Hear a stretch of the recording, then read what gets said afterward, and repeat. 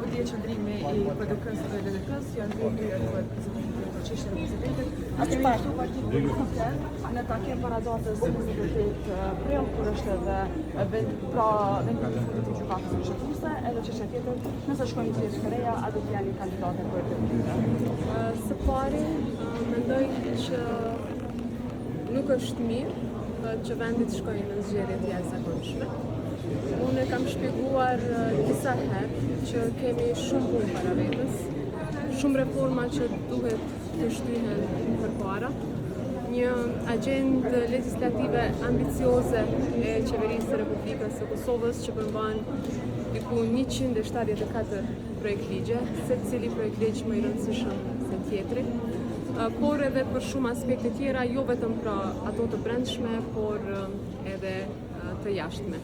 Në këtë drejtim, unë kam kërkuar edhe publikisht që të gjitha grupet parlamentare të bëjnë përpjekje maksimale që vendit mos të shkojnë në zgjedhje të jashtëzakonshme, por që t'i jepet mundësia takimeve dhe një marrëveshje për çështjen e zgjedhjes së presidentit apo presidentes së vendit.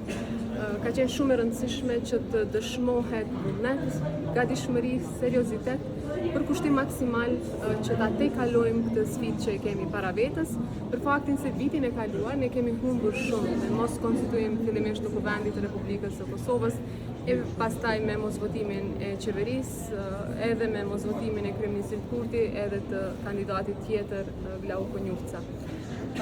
Me këtë vit ne arritëm pra në këtë vit që ta konstituojmë një Kuvendin sapo u certifikuan rezultati i zgjedhjeve të 28 dhjetorit, u votuan në të njëjtën ditë Qeveria e Republikës së Kosovës, shumë marrëveshje ndërkombëtare u ratifikuan e po ashtu edhe shumë projekt ligje tjera votuan në lexim të parë. Prandaj besoj që gjatë këtyre ditëve do duhej që të ketë sërish takime, sepse unë i pash me shqetësim deklarimet e subjekteve opozitare që thonin që kjo temë tashmë është e mbyllur. Si ka mundësi që tjetë tema e mbyllur përsa kohë ne kemi afat deri të hënën, përkatësisht me 27 prill. Prandaj mendoj që me këtë qasje nuk po tregohet përkushtim, nuk po tregohet vullnet që vendit t'ja japin një president me mandat 5 vjeçar dhe mua po më duket si deja vu. Domethënë nëse flasim për situatën aktuale, e krahasojmë me atë çfarë ka ndodhur në vitin e kaluar, duket situata e njëjtë.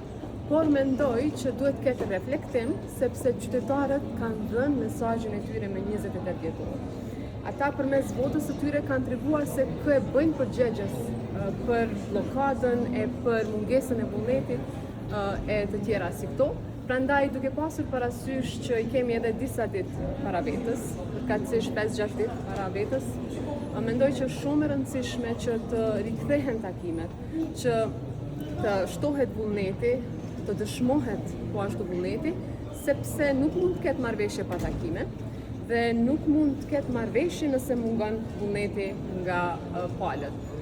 Ne kemi bërë atë sa kemi mundur, atë sa kemi pas, si me thënë, atë sa është varë prej neve, ju e dini që unë kam ofruar edhe pozitën e kryetarës Kuvendit, sepse çka më duhet pozita e kryetarës Kuvendit nëse dikush e kërkon këtë dhe nëse kjo i parandalon zgjedhjet e jashtëzakonshme, por mendoj që mungesa dhe refuzimi të gjitha propozimeve, ofertave që kryeministri Kurti i ka bërë në drejtim të partive opozitare, PDK-s dhe LDK-s, mendoj që nuk i ndihmon vendit, ne nuk i friksohemi zgjedhjeve, por mendoj që nuk ka të bëjë kjo me kush është më trim e kush është më i guximshëm, por a janë zgjedhjet në interes të qytetarëve?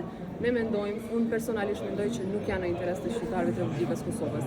Se a do të jem në listën e kandidatëve për deputet, për këtë vendosje, kryesia e vetvendosjes, por që ligjërisht nuk është ndaluar. Por opozitës e komentoni faktin që lideri juaj i partisë po negocion me partitë e tjera politike postin tuaj si kryetari i kuvendit. Unë mendoj që në qoftë se kjo e parandalon që vendi të shkojë në zgjedhje, po bën shumë mirë.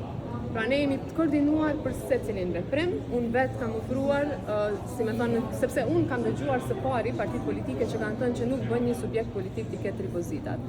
Ta ketë kryetarin e kuvendit, ta ketë qeverin, pra kryeministrin dhe në anën tjetër presidencën. Prandaj kam thënë që një nga pozitat e larta është pozita e kryetarit të kuvendit, le ta marrin, mirë po nuk po dëshirojnë që për shkak të fuqisë politike, sepse prapë vetëvendosja ka shumicë në kuvend. Edhe nëse i ofrohet ose LDK-s ose PDK-s, prapë gjithçka që dojnë me çu përpara, vetëvendosja është ajo e cila vendos.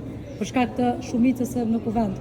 Po, nëse vetëvendosje thotë që do ta bëj këtë, e bën, sepse nuk ka pasur ndonjë rast që vetëvendosja ka thënë diçka dhe ka vepruar ndryshe. Prandaj mendoj që është e rëndësishme edhe një herë që ti rikthehemi takimeve dhe të dëshmojmë vullnet që mos ta dërgojmë vendin në zgjedhje të jashtëzakonshme. Po i përmendni takimet, a kemi bërë përpjekje dhe jo si ushtruese detyrës për t'i takuar? Unë nuk kam parë që partitë opozitare po kërkojnë që të ftohen nga unë. Nuk kam parë që kam problem me kryeministrin Kurti në raport me, si me thënë, të drejtën e tij për t'i ftuar në takim partitë politike. Mendoj që vendi është seanca e kuvendit. Nëse shkojmë në zgjedhje KQZ-ja, në seancën e kuvendit duhet të vazhdojmë përpjekjen për ta zgjedhur presidentin apo presidenten e vendit. Si me thënë, është më e pakta që mund të bëjmë para qytetarëve të Republikës Kosovës. Kam thënë edhe një herë dhe pas kësaj ka pas shumë reagime, e di që kemi dallime konceptuale, programore, të politikat editore, të tjera si këto. Mirë, po mendoj që gjitha këto mund t'i vazhdojmë, si me thënë, pasi që ta zgjedhim. Zonja Gjejo, po ofroni pozitën e juaj si kryetare kuvendit për partitë në këtë rast për lidhjen me Republikën e Kosovës. Ai të gatshëm edhe për FDK-n. Patjetër. Ai të gatshëm edhe edhe presidencën. Kryeministri Kurti i ka thënë edhe LDK-s edhe PDK-s. Kjo nuk është pozita ime. Nuk është pozita ime, nuk e kam me tapi. Njerëz vinë e shkojnë dhe mendoj që tu duhet të dëshmojmë që e kemi për vendin dhe jo për interesat personale. Një moment mund t'jesh ministër, një moment mund t'kesh një pozicion tjetër, e rëndësishme është që të veprojmë në përputhje çka po ndodh me mbledhjen e anëtarëve të KQZ-s? A keni marrë vendim? Raport me këtë çështje janë të kaluar gjitha afatet, mendoj që ka qenë një proces kushtetues që është dashur të përmbyllet nga presidentja Vjosa Osmani Sadriu, do të veprojë në përputhje me përgjithësitë. Unë kam thënë që proporcionaliteti, përfaqësimi dhe fuqia politike nuk mund të shkelen. Nuk mund unë që ta mohoj vullnetin qytetar, nuk mund që ta shtyp atë, ose që me një vendim timin të veprojë. I bie që do të emërohen traumë. Zonja Gjiu, deputeti